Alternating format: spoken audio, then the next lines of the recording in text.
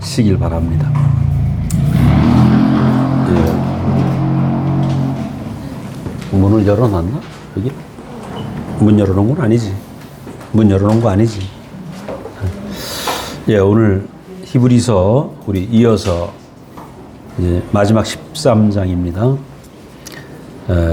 예레미야서 31장 말씀을 하나 읽고 히브리서 13장을 읽겠습니다.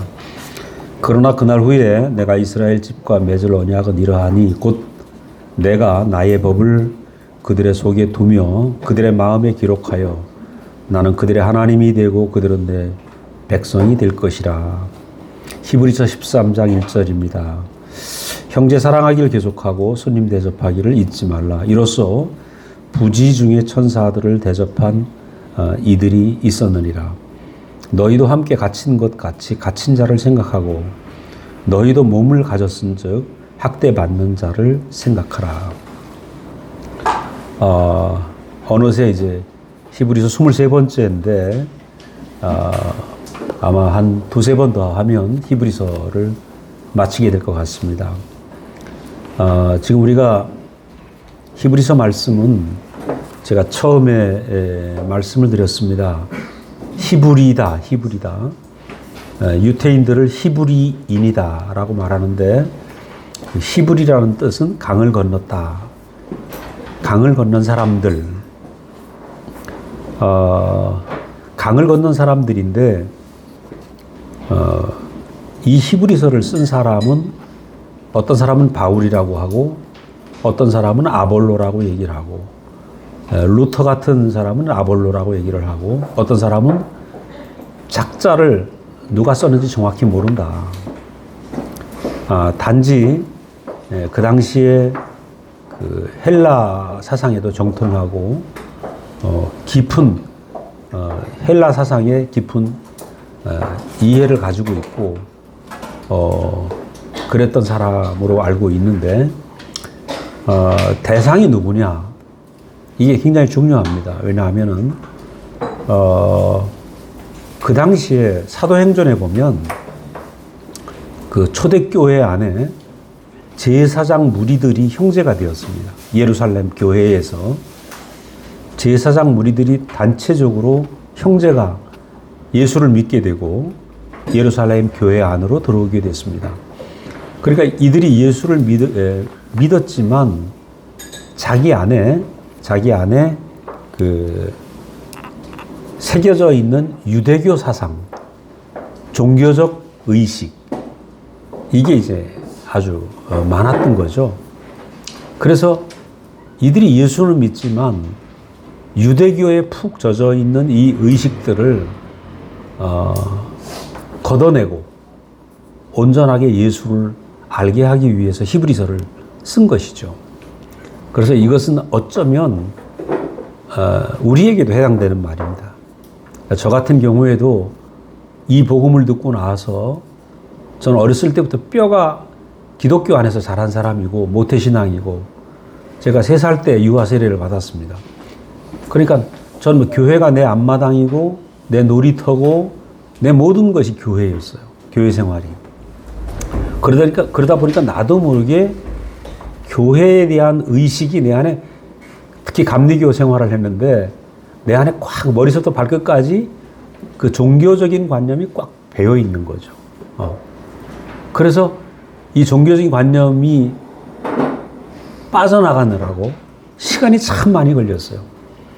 우리가 춘천서 내려온 형제들이 한 20명 가까이 되는데 대구로 그 중에 저는 아주 심했습니다. 왜냐하면 내가 가지고 있는 종교적 의식 이게 너무 많기 때문에 그 종교적인 종교성이라고 할까요? 이게 빠져나가는데 얼마나 시간이 많이 걸린지 몰랐어요. 그래서 특히 이제 같이 내려온 형제들이 친구들이니까 야 너는 막 그러지 좀 마 하면서 이제 핀잔도 들어가면서 제 안에 내 안에 이렇게 종교성이 있구나. 특히 우리 자매하고 살면서 우리 자매도 어렸을 때 교회를 다니고 뭐 고등부 부회장도 하고 그렇게 했지만 우리 자매하고 나하고 비교를 하면 우리 자매는 꼭 이방인 같고 저는 유대인 같고 그러니까 자매하고 살면서 또 내 안에 종교성이 또 빠져나가는 거예요. 그래서 굉장히 오늘 이제 이 종교성이 무엇인가? 히브리서를 쓴 저자는 왜 이 히브리서를 썼는가? 많은 사람들 안에 꼭 유태인이 아니라도 종교적인 관념을 자기도 모르게 가지고 있다는 거죠. 이 자기도 모르게 가지고 있는 이 종교성을 온전히 탁 빼고 그리스도로 온전하게 살 수 있는 그런 사람들이 되어라. 그 목적을 가지고 히브리서를 적은 것입니다. 그래서 제가 오늘 제목을 구속 안에 있는 사람들 이렇게 제목을 적었는데 13절에는 특히 삶입니다. 마지막 구속 안에 있는 사람들이 어떤 삶을 살 것인가 이런 얘기들을 쭉 하고 있는데 제가 이렇게 보여지는 대로 한번 정리를 해봤습니다. 여러분이 잘 알다시피 이스라엘 백성들은 애굽에서 400년 동안 종노릇을 했습니다. 그 애굽에서 종살이를 하는 것은 이유가 하나였어요. 양식을 구하러 갔어요. 양식을. 그래서 양식이 없어서 양식을 구하러 갔다가 야곱의 후손 70명이 고센 땅이라는 데로 들어가서 그때는 처음에 요셉이라는 총리 대신이 살아있으니까 대접을 받았죠. 그런데 시간이 가면서 이 이스라엘 사람들의 인구가 늘어나니까 바로가 이들을 국고성을 쌓는데 동원을 하는 겁니다. 그 거대한 애굽의 건축물을 쌓는데 이들을 노예로 부리고 소고기국과 그 다음에 부추와 마늘을 먹이면서 이들을 종노릇을 하게 됐는데 어느새 그 바로가 주는 음식을 먹으면서 400년이나 종노릇을 했다. 그러니까 이 종노릇을 하는 이 사람들 안에 종의 개념이 씻겨질 수가 없는 거예요. 그래서 세상의 종노릇. 그 세상에, 여기서 우리가 세상의 종노릇이 뭡니까? 세상의 영광, 세상의 아름다움, 세상의 소유. 그죠?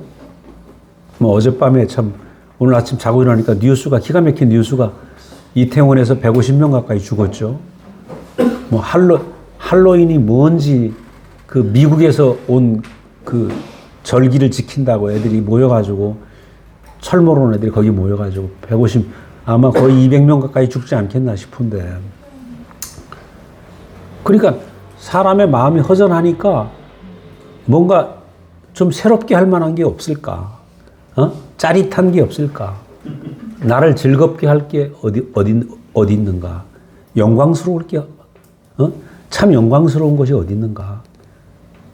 그래서 특히 이제 젊은 아이들이, 정말 세상의 영광의 한계를 봐야 되는 거죠. 우리가 이런 사건을 보면서도 세상이 아름답다고 하는 그 영광의 한계. 그 세상의 영광을 쫓아가다 보면 나도 모르게 그 영광의 종이 되는 거죠. 옛날에 시집간 우리 딸도 얘도 뭐 인디 음악을 얼마나 좋아하는지 한 번은 몰랐어요. 직장 다니면서 그거 들으려고 저 한강변에 2박 3일 갔다 오더라고. 네? 그래서 가시나 저거 미쳤어. 그래도 못 말려. 요즘은 그러지도 못하지만. 그러니까 이게 세상의 영광이 아름답게 보이면 그냥 미쳐버려요.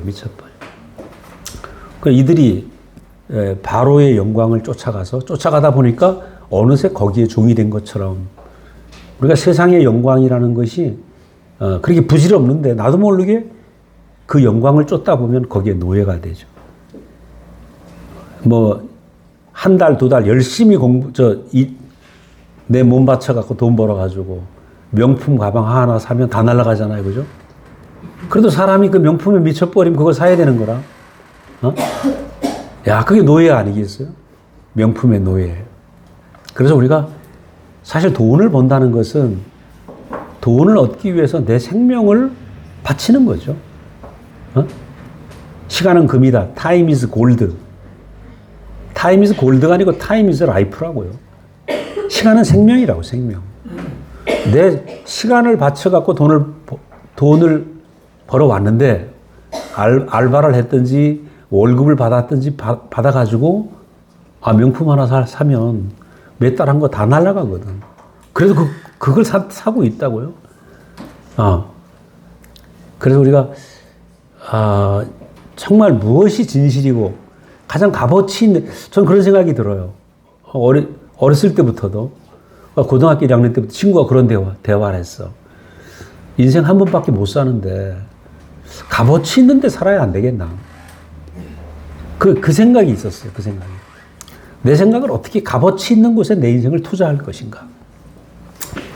그러다가 내가 목사님을 만나면서, 야, 인생에 참 영광스러운 것을 본 거죠. 그래서 세상의 영광을 쫓아가면 명품의 노예가 되든지, 그죠? 어제처럼 어느 축제의 노예가 되든지. 그러니까 세상은 우리를 끌고 가고 우리를 노예 삼으려고 하는 것이 세상 도처에 깔려 있는 거죠.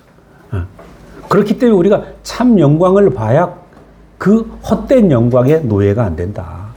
되게 중요한 장면인 것 같아요, 이게. 그래서 이들이 400년이나 노예로 살고 있으면 400년이 뭡니까? 10대 조상까지 지금 10대 후손까지, 야곱의 10대 후손까지 벗어나지 못했다 이거죠. 근데 하나님이 모세를 불러서 인도자로 삼으시고 홍해를 가르고 그들을 탈출시킨 것입니다. 하나님의 은혜죠, 정말. 우리가 오늘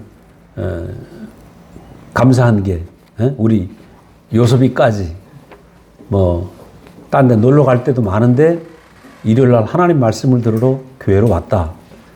이거 강을 건너온 거야, 이것도. 요섭이도 지금 홍해라는 강을 건너서 세상을 버리고 하나님의 인도하심 안으로 온 거죠. 그죠? 홍해가 수천 년 전 사건이 아닙니다. 오늘 요섭이가 홍해를 건너왔다. 세상을 건너서 하나님의 인도하심의 안에 들어왔다. 이거 실제적인 문제입니다. 실제적인. 그러니까 싸움이죠. 계속 내가 하나님 말씀을 들으러 갈 것인가? 세상의 아름다움에 취해 거기 머무를 것인가? 우리는 항상 이 싸움을 하고 있어요. 그래서 지체 없이 우리가 홍해를 인도자를 따라서 요섭이 같으면 엄마 아빠가 인도자니까 엄마 아빠의 인도자를 따라서 홍해를 건너서 그 엄청난 파도를 뚫고 진주기에 왔다. 할렐루야 합니다. 이게 승리죠. 이게 승리예요. 이 작은 승리가 작은 게 아닙니다. 예를 들면 우리 은빈이가 잠꾸러기인데 이 아침에 여기 와 있다. 이거 이거 보통 할렐루야가 아닙니다. 정말 대단한 거예요. 대단한 거. 난 생각하면 내가 지금 쳐다보면서 언니가 참 이쁘구나. 아니 참 이쁘게 생겼구나 생각이 들더라고. 너무 이제 공개적으로 이쁘다고 하면 부끄러우니까 사실입니다만. 자, 그런데 이 사람들이 이제 광야로 와서 40년 동안 엄청난 하나님의 도우심을 받았어요.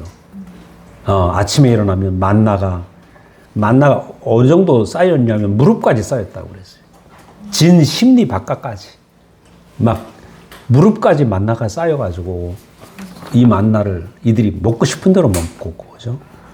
또 고기 먹고 싶다 그러니까 메추라기라는 새를 보내서 그 고기를 먹게 하시고 반석을 깨트려서 생수를 공급하시고 더운 낮에는 구름 기둥을 덮어서 서늘하게 해서 이동하게 하시고 밤에 이동할 때는 불 기둥을 위에 덮어서 따뜻하게 이동하게 하시고 그러니까 이들이 40년 받은 하나님의 도우심과 공급은 말할 수 없죠. 이 백성들은 정말 특별한 백성들이에요. 근데 이상한 게 40년을 그렇게 하나님의 도우심 속에 인도를 받았는데 문제는 이들 안에서 불평이 끝나지 않는다. 불평이 끝나지 않으니까 나중에 하나님 어떻게 해요? 불뱀을 보내서 독에다 물려 죽게 하는 겁니다. 원망이 끝나지 않으니까. 그래서 하나님은 여기에서 장대에 노뱀을 달아매라. 노뱀을 본 사람은 살 것이다. 자, 우리는 여기서 신기한 게 있습니다. 도우시는 하나님. 이들은 매일 아침 저녁으로 양을 잡아서 죄를 씻김을 받았습니다. 그러니까 하나님은 매일같이 죄를 씻어주고 매일같이 도와주시고 먹이시고 입히시고 그렇게 하셨단 말이에요. 근데 이렇게 하나님이 해줌에도 불구하고 이들의 불평과 원망이 끝나지 않았다. 자, 오늘 우리가 그동안 살아온 것을 생각해 보자고요. 우리가 세상에 살다가 하나님 말씀을 듣고 예수를 믿게 되었어요. 그래서 기도도 하고 응답도 받고 하나님의 도우심을 우리가 받았어요. 그리고 죄 용서함도 받았어. 거듭남도 체험했어. 근데 우리 안에 존재적 감사가 있었는가요? 항상 내 안에 뭔가 목말라, 그죠? 그래서 도우시는 하나님이 있는데 나의 목마름은 왜 끝나지 않는 걸까? 또 양을 잡아 드리던 제사가 이제는 예수의 피를 의지해서 내가 죄를 용서받으면 되는구나. 그래서 양 대신 예수의 피에 의지해서 우리가 죄를 용서받았지만 문제는 자꾸 죄를 또 짓는다는 것입니다. 죄를 안 지면 좋은데 자꾸 죄를 짓게 돼. 자, 대신 죽으셔서 내 죄가 용서받았는데 붉은 그 주홍같이 붉은 피가 눈같이 희게 되었다. 붉은 죄가. 자, 이렇게 용서를 받았는데 또 죄를 짓는다는 겁니다. 그래서 왜 나는 죄 용서를 받고 계속 죄를 지어야 되는가? 그러니까 저도 그렇죠. 지금 저는 고등학교 때부터 부흥회를 쫓아다녔는데 첫날은 그렇게 왜 죄를 회개하는데 회개할 게 많아. 그죠? 또 부흥 강사는 정말 잘 울리더라고. 그럼 매일 울죠, 매일. 죄인, 이 죄인.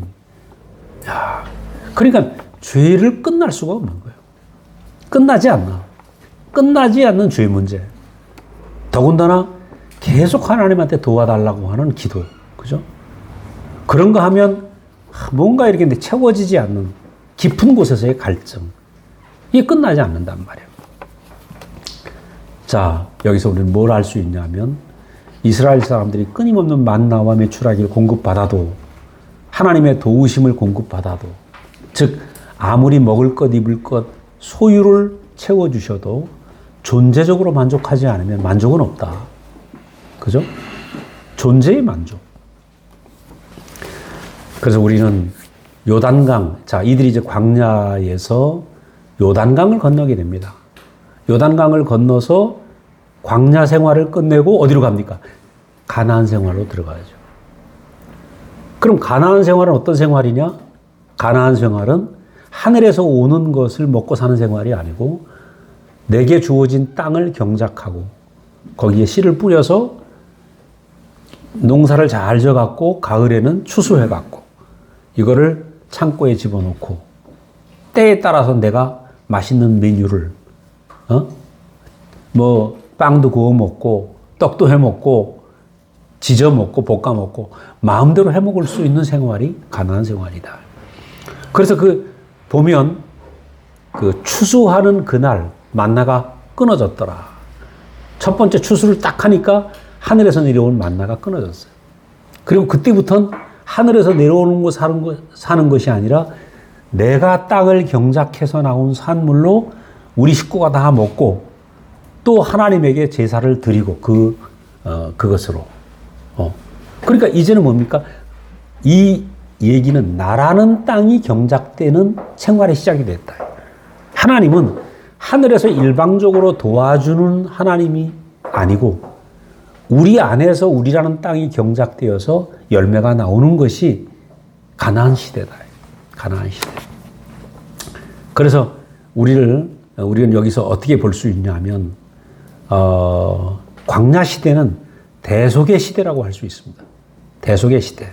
대속의 시대는 내 대신 나를 위해서 죽으셨고 나에게 도움을 주시고 내 기도를 들어주시고 자, 그런데 대속하면 뭐가 됩니까? 예를 들어서 지금 요섭이가 지금은 엄마 아빠가 벌어주는 돈, 엄마가 해주는 음식을 먹고 크고 있잖아요. 그 어느 날인가 이제 엄마 아빠가 늙었어. 그럼 요섭이가 이제 컸어. 그럼 어느 날인가 엄마 아빠에게 용돈을 줘야 될 시간이 다가오겠죠. 그죠? 그러니까 지금 엄마 아빠의 도움을 받는 시간은 대속의 시간이지. 근데 어느 날 요섭이가 커서 자기가 돈을 벌고 사업을 해서 아빠를 먹여 살리고 하는 건 구속의 시간이라고 할 수 있겠죠. 그러니까 대속과 구속은 완전히 다른 거죠. 그래서 광야 생활과 가나안 생활, 대속과 구속, 이것이 분명하게 구별이 되어야 된다는 거예요. 그래서 하나님이 원하는 것은 대속의 하나님으로 계시는 것은 중간 과정이고, 하나님이 원하는 것은 우리로 하여금 구속의 하나님이 되길 원하시고, 우리가 완전히 구속되어서 우리가 예수의 운명이, 그죠? 이 구속의 시작이, 요단강이 뭐냐? 요단강은 바로 그거죠. 제가 자주 말씀을 드리지만, 예수님은 이 땅에 오셔서 사람이 어떤 존재인지, 인생이 누구인지, 십자가에서 매달려 내려올 수 없는, 하나님의 뜻에 매달려 내려올 수 없는, 매달려 죽으신 예수님, 내려오지 못한 예수님. 그것이 바로 인생이다. 그러니까 인생의 위치를 정확하게 보여주기 위해서 이 땅에 오셨단 말이에요. 그래서 우리가 인생의 위치를 우리가 분명히 알면, 우리는 그 인생의 위치 안에서 그 위치에만 있으면 내가 온전한 인생으로 살게 된다는 거예요. 이것이 뭐냐? 여태까지는 도우시는 하나님을 목마르게 기다렸어요. 하나님 도와주십시오. 근데 구속의 세계 안에, 즉 예수의 그 매달려 내려오는 예수의 운명이 내 운명으로 보이는 순간에 우리는 예수 운명이 내 운명이 되고, 십자가에 못 내려오는 그 위치가 내 위치가 되는 거예요. 이게 참 사람으로 회복되는 거죠. 참 사람의 회복. 즉 사람이 된다. 사람이 된다. 그리고 구속은 뭐냐? 사람 되는 것이다. 쉽죠? 하나님이 지으신 참 사람의 목적대로 그 사람이 회복되는 거예요. 참 사람 되는 거예요. 우린 한국말로 사람 된다는 걸 철들었다고 그러죠. 철들었다. 내가 사람이 되면 내가 부모도 공양할 줄 알고, 이거 내가 희생해야 되는구나. 다 알지 않습니까? 그래서 이것이 바로 이제 우리가 십자가에 못 내려오는 예수에서 보면, 그 십자가에 못 내려오고 그 죽으신 예수 안에는 소유의 영광이 아무것도 없는 거죠. 왜냐하면 그 전까지는 예수님이 가진 게 많은 분이에요. 능력도 많고, 군중도 많이 따라왔고, 12명의 기둥 같은 제자들도 있고, 얼마나 인기 스타입니까? 근데 나는 아버지 뜻대로 십자가에 내가 매달려 죽지 않을 수 없다. 그리고 인생의 정해진 길로 걸어가시는 십자가에 매달린 예수를 보면서 모든 사람들이 떠나갔습니다. 뿐만 아니라 예수님은 어찌하여 날 버리십니까? 그렇게 하나님께 원망을 하고 있어요. 하나님, 내가 이렇게 죽어야 됩니까? 어찌하여 날 버리십니까? 그 자리 안에선 하나님의 돌보심조차도 없는 것입니다. 그죠? 자, 군중도 떠나가고, 기적도 떠나가고, 하나님의 돌보심도 떠나가고, 뭐만 남았습니까? 십자가에 매달려 내려오지 못하는 그 사람만 남은 거예요. 존재만 남은 것이죠. 모든 자랑과 역사와 소유가 떠나가고 존재만 남은 사람. 근데 거기서 내 영혼을 아버지께 맡깁니다 하고 다 이뤘다 하는 그 존재. 아담은 자기의 존재를 잃어버리고 소유의 영광을 쫓아가지 않았습니까? 그것이 이제 예수 안에서 바로 잘못된 역사가 바로 잡히는 시간이죠. 모든 소유의 영광이 떠나갔지만 인생이 가지고 있는 건 뭐냐? 존재의 영광이다. 그래서 우리가 지금 오늘 요섭이 얘기를 제가 하는 말 중에서 일주일에 한 번은 요섭이 이름을 부르는 것 같은데, 요섭이가 지금 온 이 사건이 뭐냐 하면 세상의 소유의 영광에서 존재의 영광의 세계 안으로 오는 것입니다. 그러니까 이게 보통이 아니다. 왜냐하면 세상에 요섭이 친구들은 전부 소유의 영광을 쫓아가거든요. 게임이라든지 뭐 이런 모든 게 소유의 영광이야. 근데 이 경상남도 어느 땅에서 이렇게 존재의 영광을 말하고 있는 것이 어디 있겠냐? 여기밖에 더 있습니까?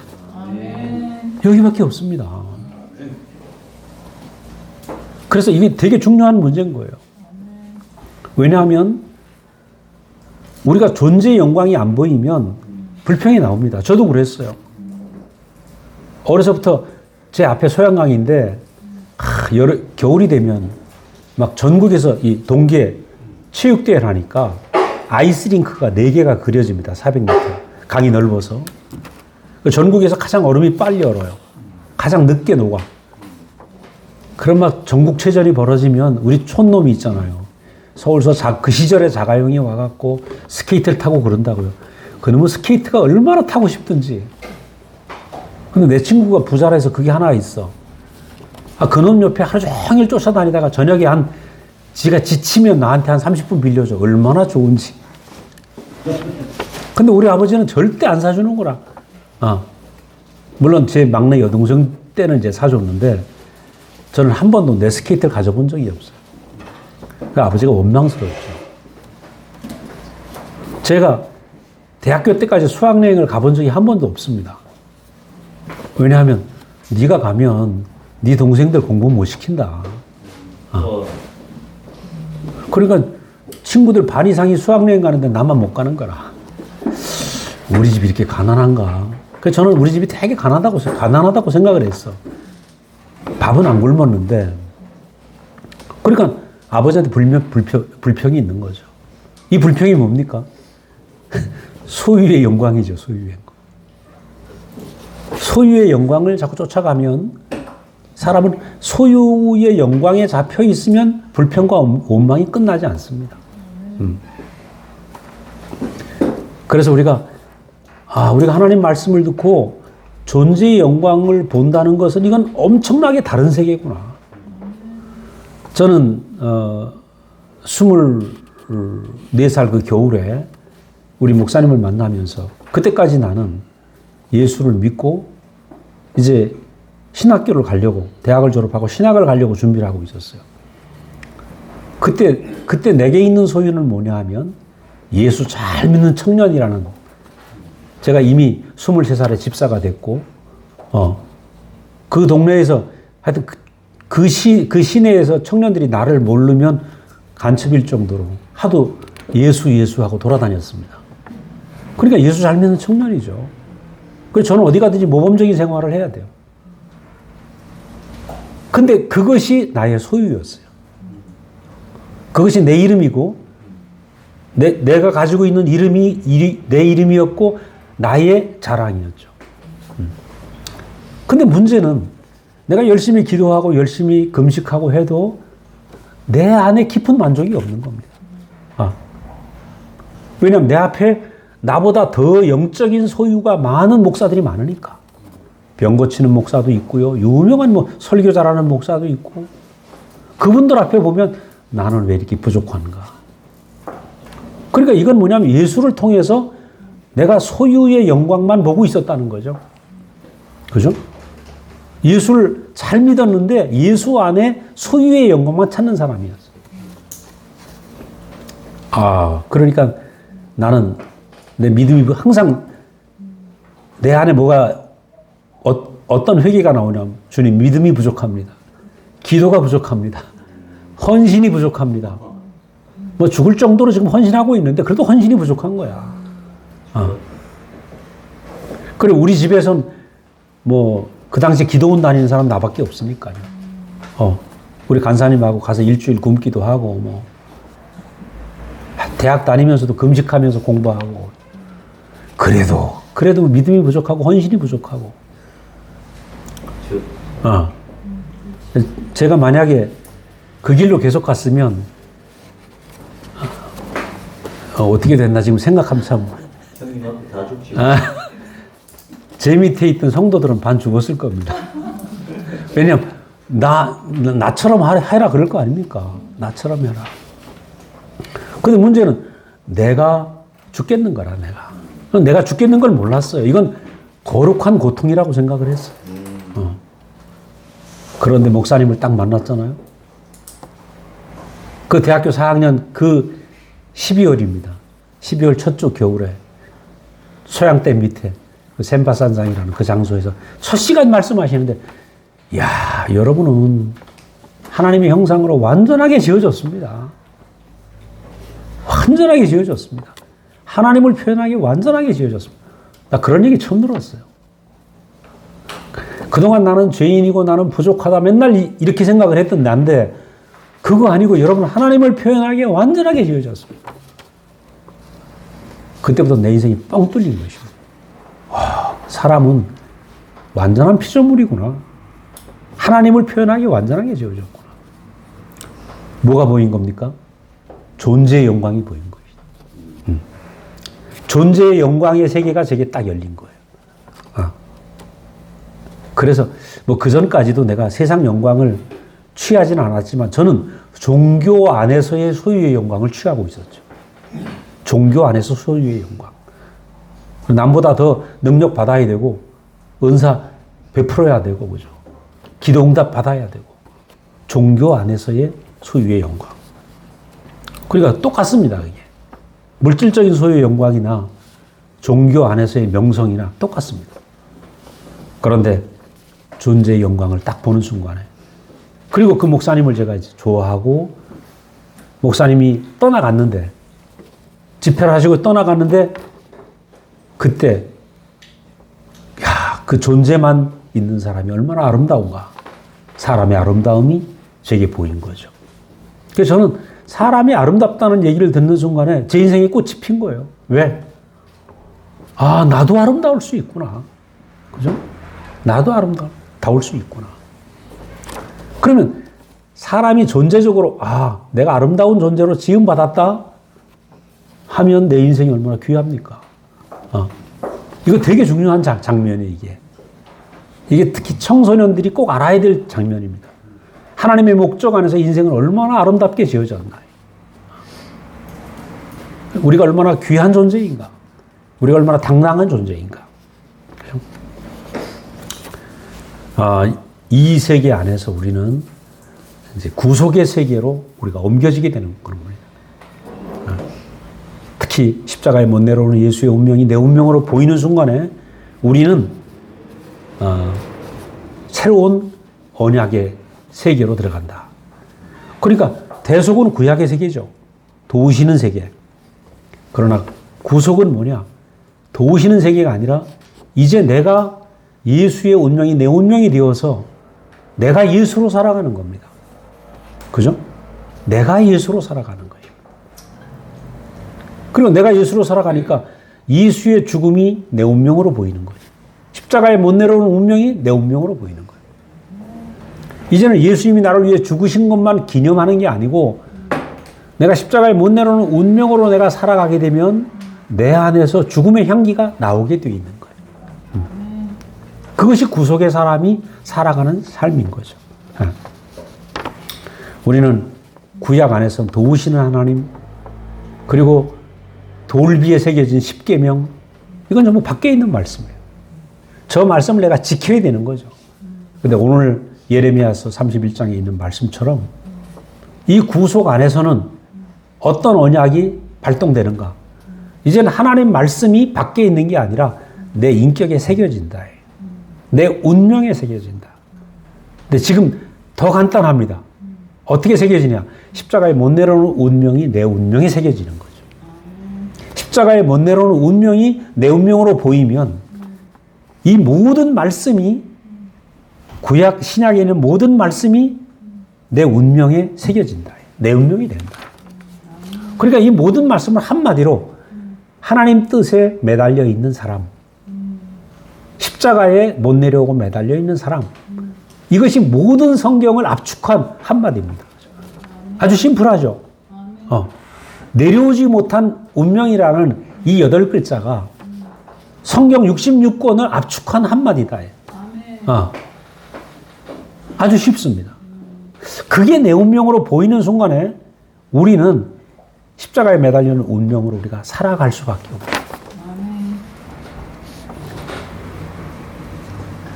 그래서 그 자리에 있게 되면, 그 위치에 있게 되면 삶은 발생이 된다. 우리가 자칫 잘못하면 십자가에 못 내려오는 운명 안에 있게 되면 그런 삶을 살아야 되는 거 아니야? 이렇게 생각하면 안 됩니다. 삶을 사는 게 문제가 아니고 내가 그 위치가 내 위치가 되고 내 운명이 되어 있으면 삶은 발생된다. 이거 되게 중요합니다. 발생되는 겁니다. 어제까진 아가씨였는데 내가 결혼해서 신부가 되고 아기를 낳고 나면 엄마가 돼요. 그죠? 그럼 엄마가 되면 아가씨 때의 부끄러움, 자존심 다 필요 없잖아요. 자식을 위해서 뭐든지 할 수 있어요. 젖을 내갖고 애가 울면 물려야 되죠. 엄마의 자존심 때문에 애 굶겨 죽이면 안 되잖아. 그러니까 내가 엄마의 위치가 되면 아들이 생기면 나는 엄마로 살게 돼 있다. 엄마로. 똑같이 십자가에 못 내려오는 운명이 내 운명이 되면 우리는 예수로 살게 되어 있다. 이게 신약입니다. 그러니까 하나님의 법이 우리 안에 심겨지는 것은 내가 노력하고 갈고 닦아내는 것이 아니라 그 운명이 내 운명으로 보이는 순간에 우리는 그 생명 안에서 그 위치에서 그 삶을 살아갈 수밖에 없다. 우리 초창기에 살아갈 수밖에 없다. 그렇게 될 수밖에 없다. 이런 얘기를 했어요. 왜냐하면 삶은 그렇게 사라지는 겁니다. 올챙이는 물 위에서 헤엄치는 게 자유로워요. 그러나 육지 생활을 할 수 없습니다. 근데 어느 날 다리가 달리면 육지에서 점프하고 날아다니고 공중에 파리도 잡아먹고 별짓을 다 해요. 왜? 육지에 살 수 있는 다리가 생기니까 그놈은 육지를 지배하고 다스릴 수 있는 거죠. 그러니까 우리의 생명만 바뀌면 생활은 저절로 된다. 자, 여기에서 이제 우리 히브리서에 가보면 아까 처음에 말씀드린 것처럼 제가 두 번째 형상이 없는 사람들이라고 했는데 홍해는 하나님이 갈라주셨어요. 일방적으로. 근데 광야 40년을 지나면서 이제 요단강을 건너는데 요단강은 법궤를 맨 제사장들이 앞에 가고 뒤에 이 제사장들이 법궤를 메고 강물에 들어서니까 이게 발목을 지나서 저벅저벅 갈라지지 않았습니다. 갈라지지 않은 물을 저벅저벅 들어가는데 요단강이 갈라진 겁니다. 그러니까 요단강이라는 건 하나님이 갈라주는 것이 아니라 내 발로 걸어 들어가는 것이에요.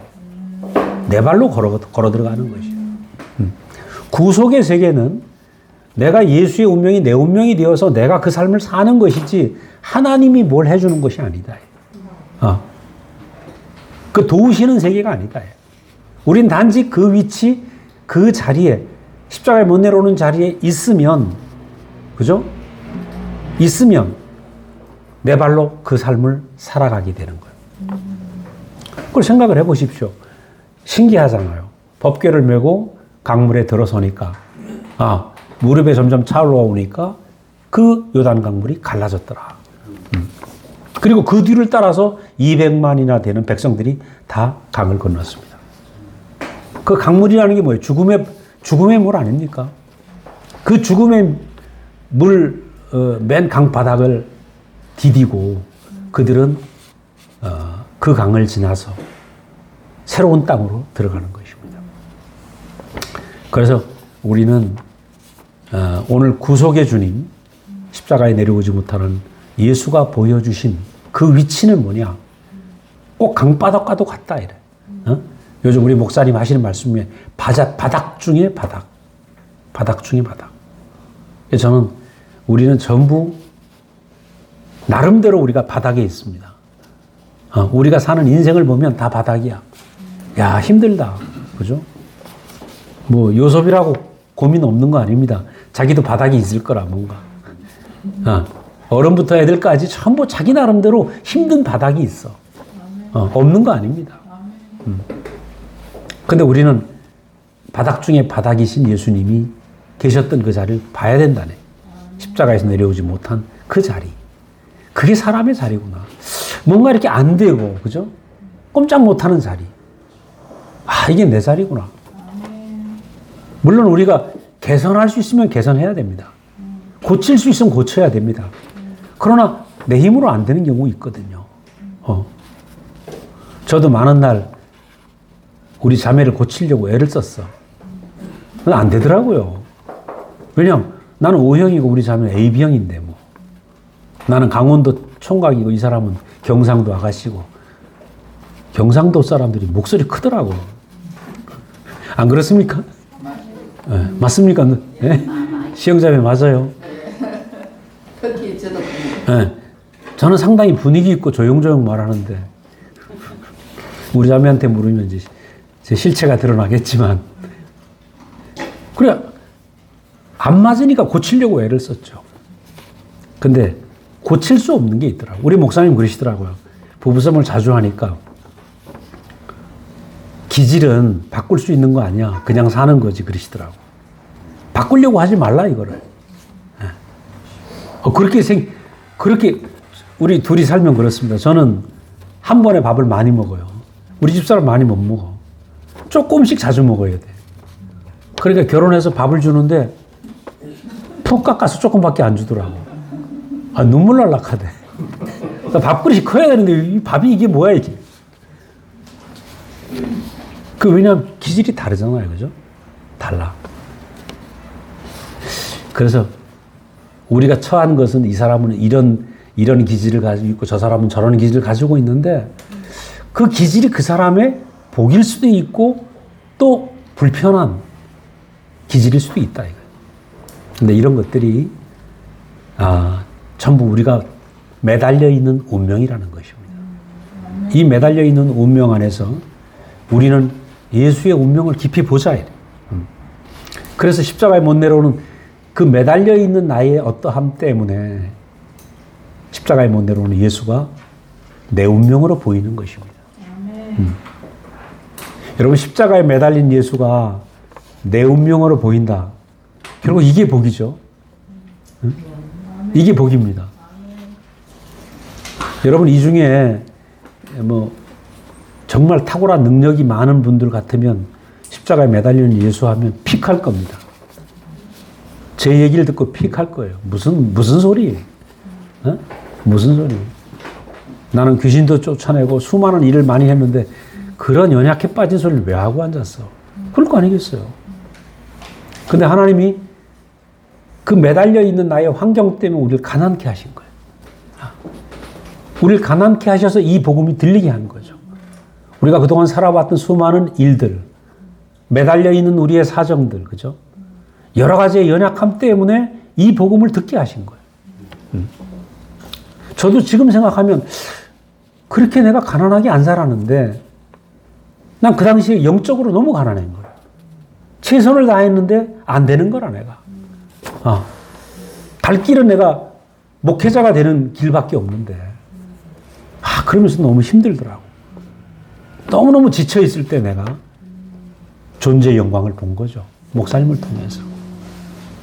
그러니까 나를 가난하게 하신 거예요. 제가 가난할 이유가 없어요.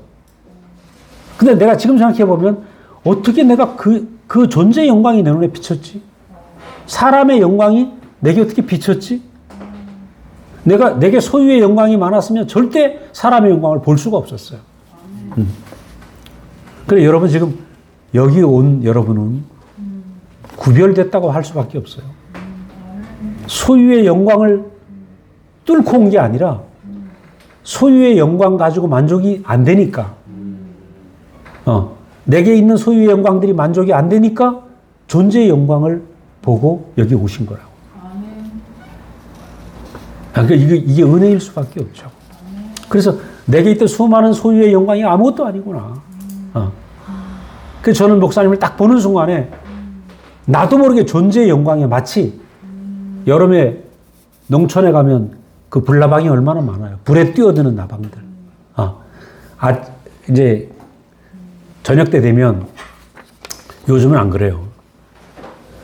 아버지가 이제 논에 불나방을 잡으려고 그 논에 가면 이제 등을 설치한다고. 석유를 부어놓고 등을 설치하면 아침에 가면은요, 그 등 안에 그 나방들이 그렇게 많이 날아와 죽어 있어. 그러니까 그 불나방은요, 불이 붙은 거기에 자기 몸이 타도 가서 죽어야 되는 거라. 그게 영광스럽게 보이니까. 그래서 제가 목사님을 따라온 걸 생각해보면 그래요.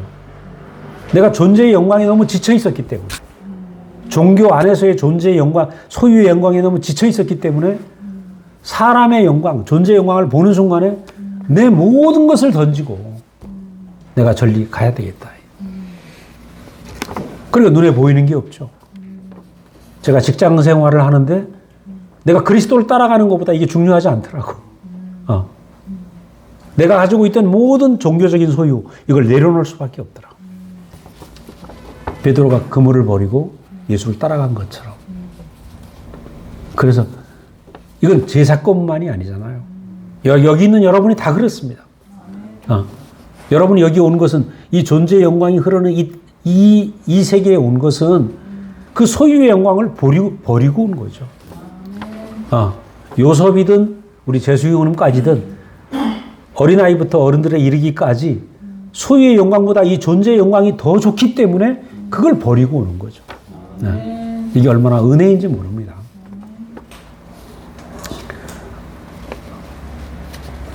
자, 이 존재의 영광을 본 사람은 형상이 없다. 이번 주에 목사님이 예수는 형상이 없다, 이 말씀하셨어요. 예수는 형상이 없다. 십자가에 내려오지 못한 사람은 형체가 없다. 십자가에 매달려서 죽는 이 사람이 자기가 무슨 형체를 만들겠습니까? 우리가 사람이라는 존재는 아담이 선악과를 먹고 나서 자기는 선악과를 먹는 순간에 나는 이런 존재가 되고 싶다라는 뭔가 만드는 존재가 되었어요. 끊임없이 만들어냅니다. 나는 이런 존재가 되고 싶다. 그래서 하나님은 존재의 영광으로 만나길 원했는데 아담이 자기가 뭔가 만들어서 하나님 나 이렇습니다. 만든 걸 내놓는단 말입니다. 형상을 만들어내는 거죠. 근데 아담의 일생을 놓고 보면 뭐래요? 끊임없이 형상을 만들어냅니다. 내가 만든 형상이 있어. 저도 교회 와서 난 이런 형제가 되고 싶다.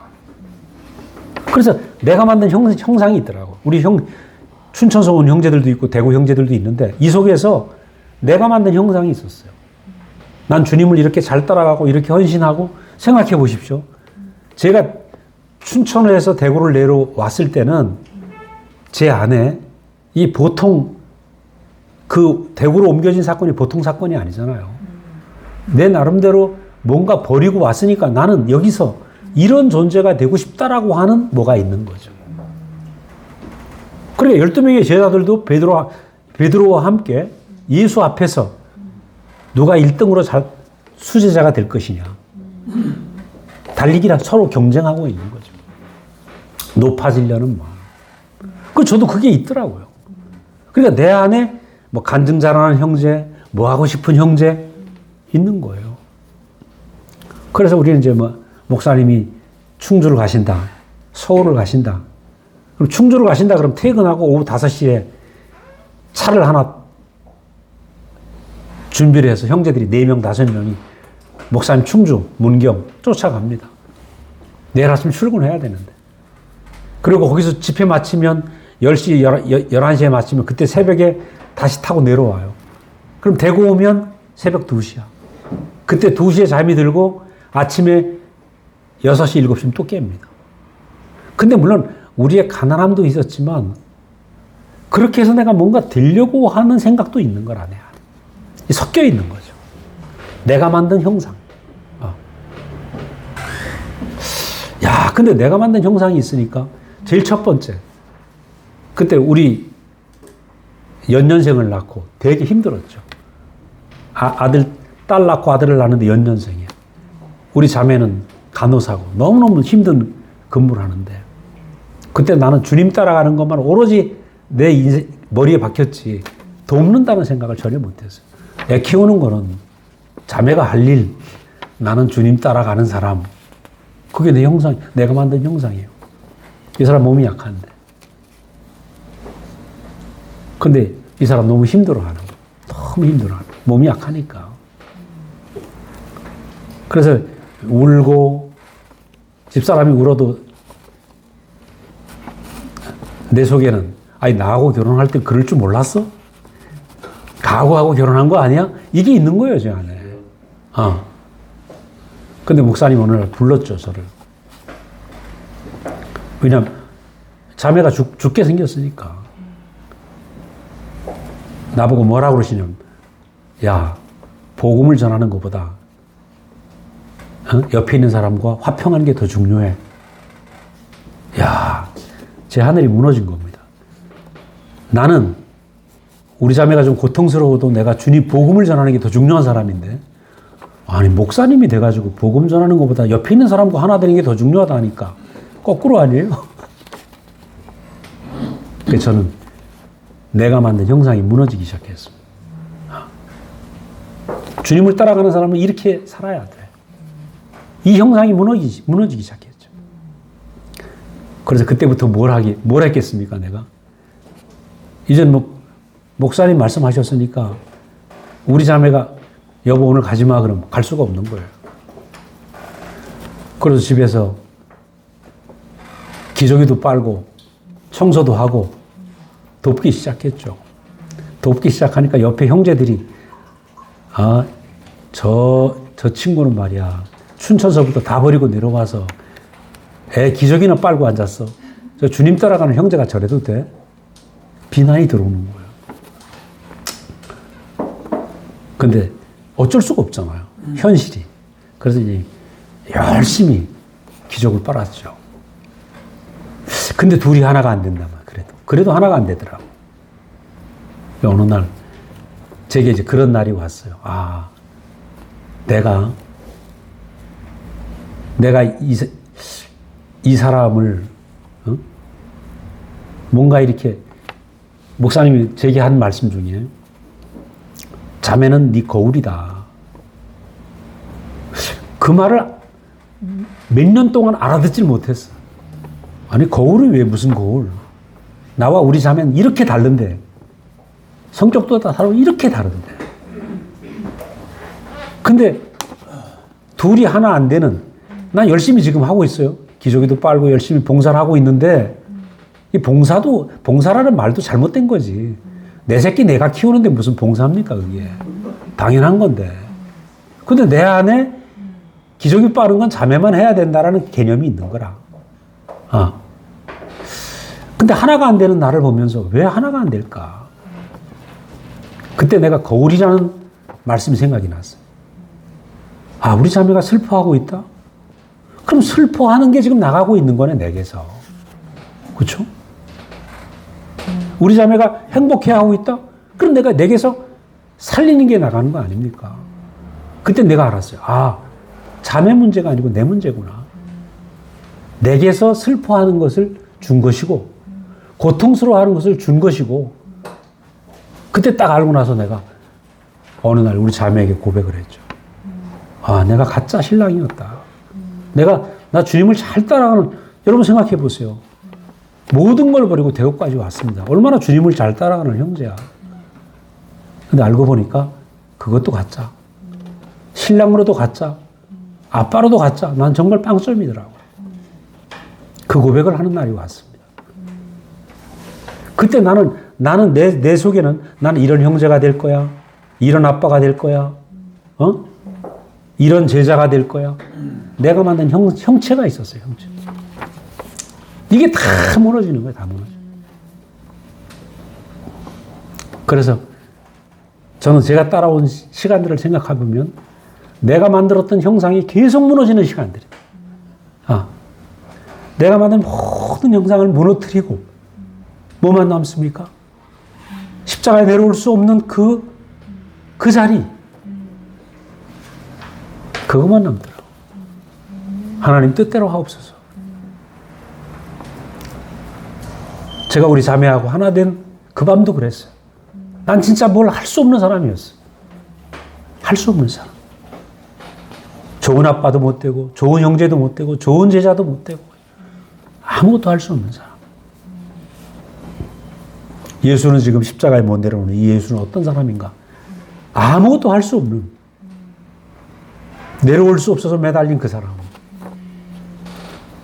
근데 십자가에 매달려 내려올 수 없는 이 사람이 어떤 사람이냐? 이 사람이 하나님과 연합하기에 가장 좋은 사람이라는 거예요. 그날 밤 우리 자매가, 아마 제 기억이 문경인가 갔다 왔는데 새벽 2시였어요. 제가 오질 않으면 우리 자매는 잠을 못 자. 내일 아침 출근해야 되는데. 그날 밤 제가 그 고백을 했거든요. 내가 가짜였다. 여보, 내가 가짜였다. 근데 그날 우리 자매가 여보 됐어. 그리고 자자고 그러더라고. 그날 이후로 제 인생에 우리 둘 사이에서 서로 존재적으로 만나는 시간이 된 거죠. 진짜 결혼이죠. 진짜 결혼. 그러니까 내가 완전히 바닥을 쳤는데 그 바닥에서 뭐가 되냐? 자매와 연합이 시작이 되더라고. 그래서 바닥 중에 바닥 밑에 바닥. 한마디로 형상이 다 허물어진 그 사람. 형상이 허물어진 이 사람이 연합할 수 있는 사람입니다. 그래, 구속은 그냥 구속이 아니고 형상이 허물어진 사람이 구속 안에 있는 사람이에요. 내 모든 형상이 허물어져서 예수와 연합한 사람이 연합할 수 있는 사람. 그 예수가 하나님과 연합하는 것입니다. 우리는 죄송합니다. 우리는 예수에게 잡힌 사람들이고, 그죠? 예수가 계신 그 위치로 우리가 다 옮겨지고 있습니다. 그 위치가 되는 순간 여러분은 누구와도 연합할 수 있는 사람이 돼요. 네.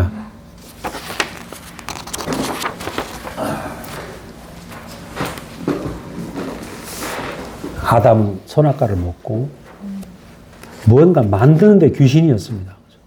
모아이프로 만들고, 그 밑에 가인은 에녹이라는 성을 쌓고, 그리고 바벨탑을 쌓고, 그리고 아담의 일생은 뭔가 끊임없이 형상을 만들고 뭔가 만드는 것이 아담의 일생이죠. 그리고 나가서 뭘 만드는가? 예수도 만들었습니다. 예수는 이런 분이야. 예수를 신으로 만들어버렸죠. 신으로. 그럼 예수의 실제는 십자가에 매달려 내려올 수 없는 예수인데, 사람 예수인데 2000년 동안 신으로 만들어버렸어요. 신으로 만들어버리니까 어떻습니까? 예수를 경배해야죠. 믿어야 되죠. 근데 예수와 우리는 거리가 좁혀지지 않아요. 저는 우리 자매하고 하나 되는, 그 연합되는 그날 이후로 예수가 내게서 멀질 않습니다. 이분이 예수가 부서진 그날 밤을 지나면서 새로운 세계가 제게 열리더라고요. 예수는 완전히 부서진 사람이구나. 그가 흙이었고, 그가 죄였고, 십자가에 내려올 수 없는 그 사람이구나. 80세의 모세, 100세의 아브라함. 완전히 부서진 그 사람. 그죠? 우리는 예수 안에서 어떤 사람이 되어가는가? 그 사람이 되어가는 것이에요. 그런데 이렇게 부서진 사람, 형상이 부서진 사람을 통해서 하나님은 해방되신다. 완전히 그 사람을 통해서 하나님 나타나는 것입니다. 저는 그때 우리 자매하고 하나 된 것이 목사님 만난 지 제가 10년 만인데, 그날을 잊을 수가 없습니다. 잊을 수가 없어요. 그래서 목사님 앞에 쫓아가서 제 고백을 할 수밖에 없었어요. 목사님 흙 얘기를 하셨는데, 형제들이 흙이라면 저는 정말 시궁창 흙 같습니다. 시궁창 흙. 그게 영원한 내 이름이었어요. 그날 이후로 난 내 이름에 관심이 없어졌어요. 형제들이 날 비난하든 누가 뭐라고 하든 나는 영원한 시궁창의 흙이 내 이름이다. 근데 지금 와서 보니까 더 정확한 표현은 십자가에 내려올 수 없는 그 운명. 이게 영원한 내 이름이구나. 하나님이 내게 주신 내 이름. 그죠? 바로 주님은 우리를 그 자리로 인도하셔서 그 자리에 있을 때 하나님과 연합이 되고 하나님이 완전히 나타나실 수 있는 그런 사람이 된다. 목사님이 이번에 그런 말씀하셨어요. 사람이 뭔가 만들고 자기 생각으로 가득 차기 때문에 하나님이 무서워서 숨었다. 내 생각으로 가득하면, 내 생각으로 가득한 사람은 절벽입니다. 절벽. 부딪히면 탕하고 돌아와요. 그래서 참 목사님 어떻게 그런 표현을 했는가 몰라. 하나님이 사람이 무서워서 캄캄한 지성소에 숨었다.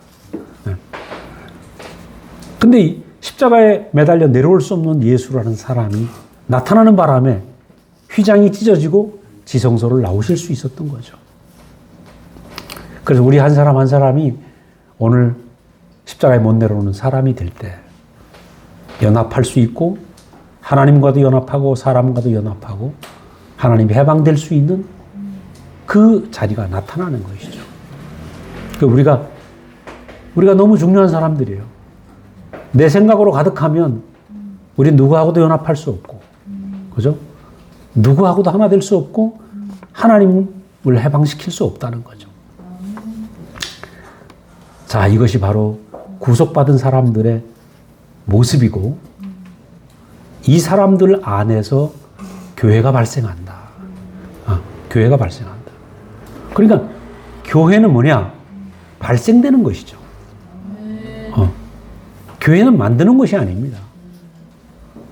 나 한 사람 한 사람이, 제가 그랬잖아요. 그 당시에 저는 이제 우리 교회가 한 100명밖에 안 됐어요. 목사님 안 오시면 제가 준비 찬송을 인도하고 했는데 주일학교도 제가 하고 준비 찬송도 인도를 하고 열심히 했어요. 근데 집에 오면 우리 자매하고 하나가 안 돼. 그럼 내가 우리 자매하고 하나가 안 되면 나는 교회 가 있지만 교회가 아닌 겁니다. 그죠? 자매 따로 나 따로인데. 그러니까 교회는 연합으로 시작되는데 연합은 어디서 시작되나? 십자가에 못 내려오는 내가 그 자리에 있을 때 연합이 발생되는 것입니다. 연합이 발생됨으로 교회가 되는 것입니다. 우리가 지금 이 진주교회는 십자가도 지금 없고, 그죠? 남들이 보면 십자가도 없고. 옛날 우리 교회가 그랬어요. 십자가 요 밑에, 목사님 탁자 밑에 하나가 있었어요. 와보면 여기 십자가 없네. 그럼 여기 있잖아, 여기. 그렇게 얘기한 적이 있습니다. 지금은 아예 교회 꼭대기에 십자가 하나, 하도 십자가 없다 소리를 하는. 근데 사실 우리 교회처럼 십자가 없는 교회가 없습니다. 제가 하는 말에 한 70% 십자가 얘기 아닙니까? 100%가 십자가죠. 그래서 우리가 정말 십자가에 못 내려오는 운명이 내 운명으로 되었을 때 비로소 연합이 시작이 되고 내가 옆에 있는 사람과 연합이 시작이 되면서 교회가 만들어지는 것이고 교회는 그렇게 발생되는 거지 만드는 것이 아니다. 그래서 이 사람들을 우리가 새 인류라고 하고 이 십자가의 본성을 가진 새 인류가 모인 것이 구별된 사람들의 모임, 에클레시아, 헬라어로 에클레시아 그렇게 얘기를 하는 겁니다. 그러니까 이 교회 안에는 뭐가 흘러갑니까? 지금 십자가의 본성이 흘러가는 겁니다. 그래서 여러분 참 진주교회가 이렇게 일반 교회당처럼 형태가 없고 카페 분위기인 게 저 너무 제게 딱 맞습니다. 거룩한 분위기가 없는 게 너무 좋아요. 네. 그러니까 교회는 뭐냐? 빌딩도 아니고 교회는 빌딩도 아니죠. 조직도 아니고 내가 오늘 이 사람과 연합할 수 있는가? 십자가에 못 내려오는 운명이 되지 연합할 수 있는가? 그래서 우리 목사님 예전에 그랬어요. 유언처럼 교회에 문제가 생기면 십자가로 돌아가라. 십자가로 돌아가라. 교회에 문제가 있을 때는 내가 십자가에 매달려 내려올 수 없는 위치로 돌아가라. 그 위치에서 시작이 돼야 되지 그 위치가 아닌 다른 데서 자꾸 뭘 하게 되면 뭐가 나와? 방법이 나온다는 거예요. 그래서 2000년 동안 교회들이 엄청나게 많았죠. 카톨릭 보세요. 엄청난 제도가 엄청난 조직이 전 세계에 퍼져 있잖아요. 기독교도 교회를 아름답게 지으려고 얼마나 애를 썼어요. 그래서 세상에 좋은 걸 다 끌어다가 이게 교회야 만들어보자. 한데 이것은 세상과 섞여 있는 것이죠.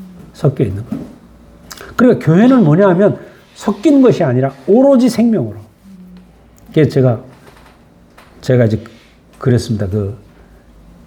미국에 가기 전에, 뉴욕에 가기 전에, 교회를 앞에서 제가 사회도 보고 또 순모임 전체를 총괄해서 섬기면서 하다 보니까 교회에 문제들이 많이 생겨요. 그래서 제가 어느 형제가 정말 말썽을 일으킵니다. 그래갖고 목사님한테 우리끼리 의논을 하죠. 자, 이 형제가 이제 말썽을 부리는데 어떻게 할까? 목사님한테 쫓아갑니다. 목사님, 이 형제가 문제가 있는데 제가 권면을 할까요? 제가 전화할까요? 아, 문제가 있네. 그러네. 하시면서 하는 말씀이 내가 할게. 너는 가만히 있어. 그래서 저는 그 말을 믿죠. 아, 이 문제 목사님 해결해 줄 거야. 웬걸 1년, 2년 지나도 전혀 전화도 안 왔어요. 그러니까 저는 이 문제를 해결하려고 내가 애를 썼죠. 근데 목사님은 손을 안 대시는 거라. 왜냐하면 하나님 하는 걸 지켜보시는 거예요. 그래서 우리가 교회는 뭐냐? 내 한 사람이 십자가에 못 내려오는 그 운명 안에 탁 연합이 되어서 내가 그 자리에 있는 것입니다. 그 자리에 있게 되면 하나님 하시는 것을 지켜보고 하나님이 하는 교회가 나타납니다. 하나님이 하는 교회에 내가 손을 대면 어떻게 됩니까? 그거는 그때부터 교회가 변질되기 시작하죠. 네. 우리가 법궤를 옮기는데 법궤는 제사장의 손으로 옮기게 돼 있거든요. 근데 그걸 갖다 다윗 왕이 왕국을 세우면서 법궤를 옮기는데 소로 옮겼단 말이에요. 수레를 새로 만들고 깨끗한 소로 옮겼는데 소로 옮기면서 그 법궤가 넘어지려고 하니까 손을 댔다가 죽음을 당하잖아요. 법궤는 아무나 손으로 만지면 안 되거든요. 이게 되게 중요한 얘기예요. 그래서 저는 지금도 목사님 하신 것이 제게 새겨져 있어요. 아, 이분은 손을 대지 않는 분. 교회는 하나님 것이고 하나님 하는 걸 지켜보는 것입니다. 만약 우리가 이것을 손을 대게 되면 어떻게 되는가? 변질된다는 거예요. 변질되면 도로 세상이라는 거예요. 세상 교회가 다를 바가 없는 거죠. 저도 저하고 우리 자매하고 이렇게 다툼도 있고 많은 일이 있었지만 그래도 우리는 10년 만에 끝났어요. 10년 만에 끝났는데 목사님이 우리를 다치게 하시진 않더라고. 생명이 자랄 때를 기다리는 거죠. 그래서 우리는 오로지 교회는 뭐냐? 그리스도로부터 생명의 공급을 끊임없이 받는 것. 그죠? 우리 마태복음 13장에 보면 어떤 사람이 밀을 심었는데 아침에 나가보니까 가라지가 컸단 말이에요.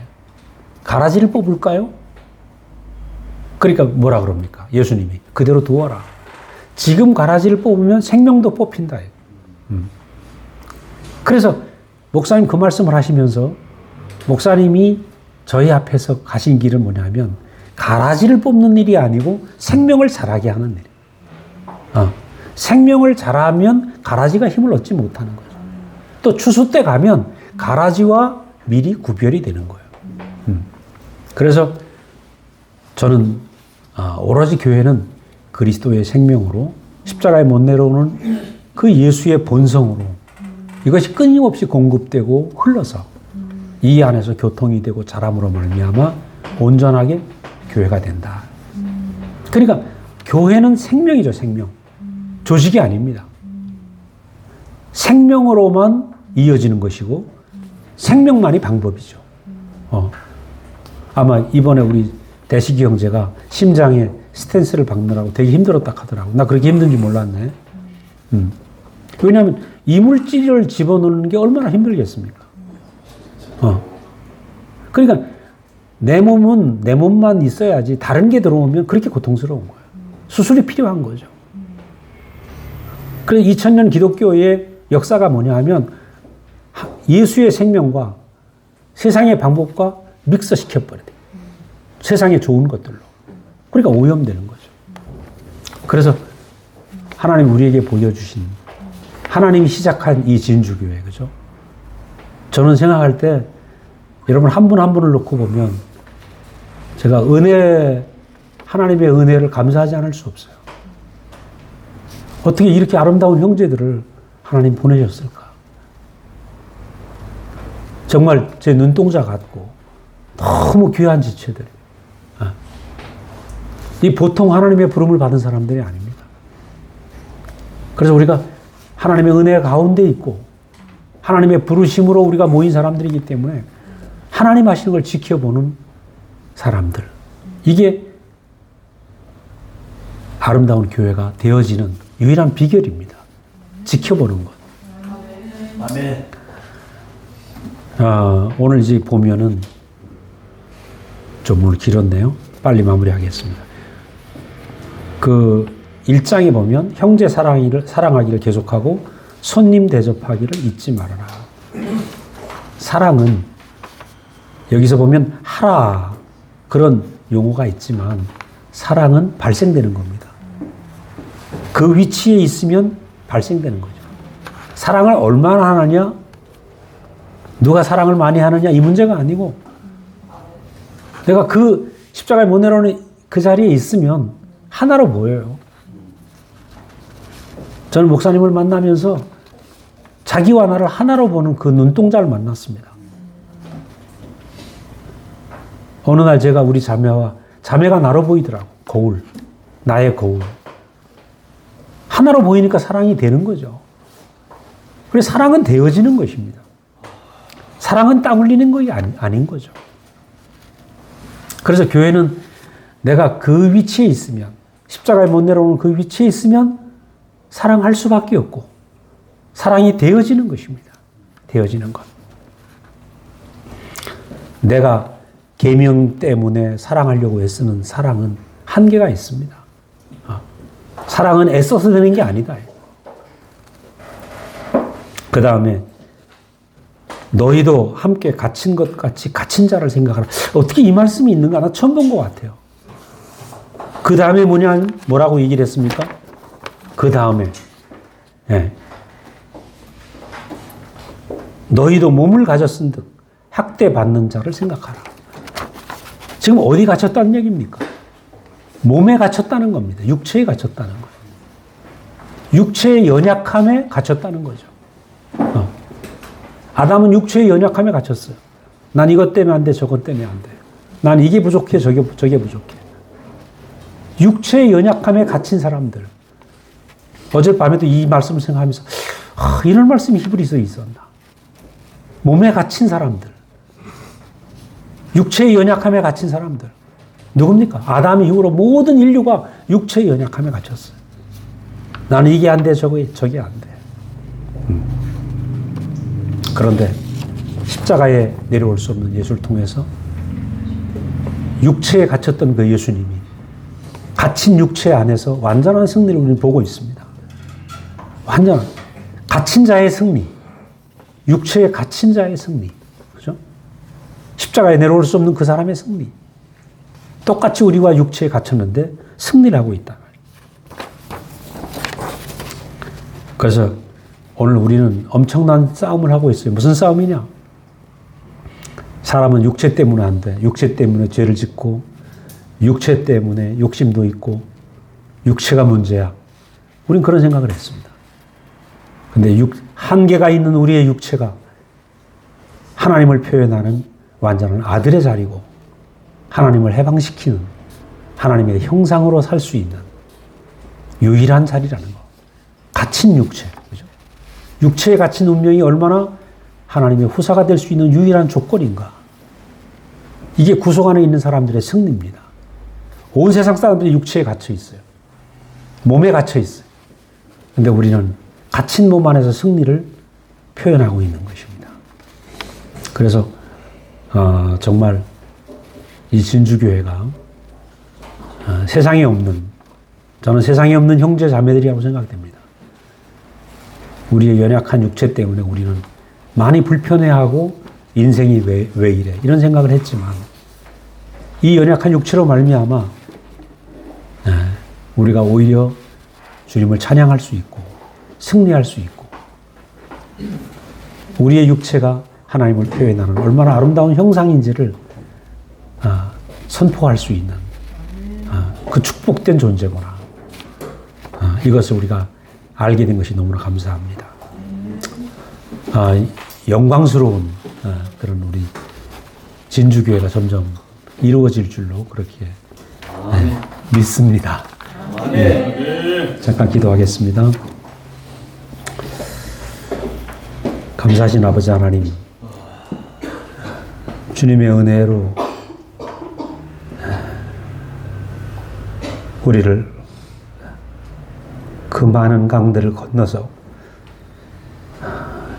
육체에 갇혀서 저주할 수밖에 없는 그 상황에서 다 이뤘다 하시고 갇힌 육체의 승리를 선포하신 예수님의 승리 안에 우리를 부르신 것을 감사합니다.